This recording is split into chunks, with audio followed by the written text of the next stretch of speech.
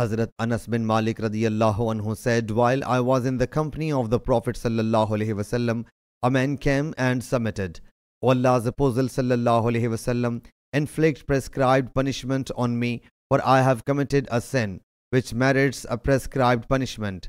The transmitter states that the Prophet sallallahu alaihi wasallam did not ask him anything, and by then the time of prayer got due. So he performed the prayer along with the Prophet sallallahu alaihi wasallam. When the Prophet sallallahu alaihi wasallam had finished the prayer, that man came to the Prophet sallallahu alaihi wasallam and said, O Allah's Apostle sallallahu alaihi wasallam, I have done something which deserves a prescribed punishment. So issue orders for me as per Allah's book.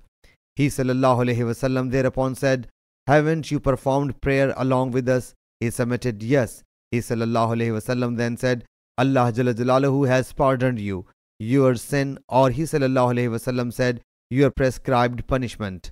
Sahih Bukhari, Hadith number 6823.